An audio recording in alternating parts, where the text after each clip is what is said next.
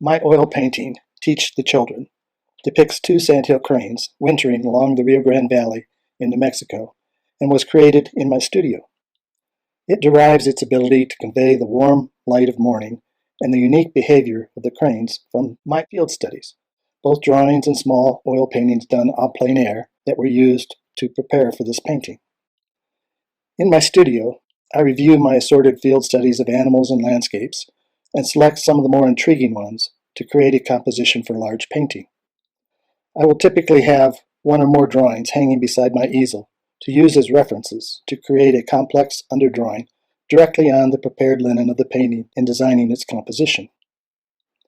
Ironically, many of my largest and most elaborate drawings, typically done in natural red chalk, will never be seen by anyone but me because they are covered by many layers of oil paint in the painting process. Luckily, my preparatory drawings on paper do survive and become wonderful reminders of my field studies, as well as functioning as historical documentation and provenance for the paintings themselves.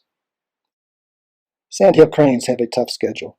In New Mexico, they leave their wintering grounds in early February to fly long distances to their breeding grounds in the northern regions of North America to lay their eggs and raise their young. They must arrive at their breeding grounds very early in the year so their young have time to grow big enough to fledge in time to fly south and be in their wintering grounds by early November.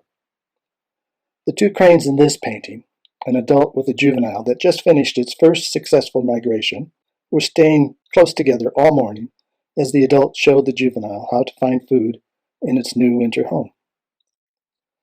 The title, Teach the Children, was inspired by my wife, Rose, who is an early elementary educator who sometimes becomes frustrated by the ever-growing administrative mandates that take precious time away from her ability to simply teach the children.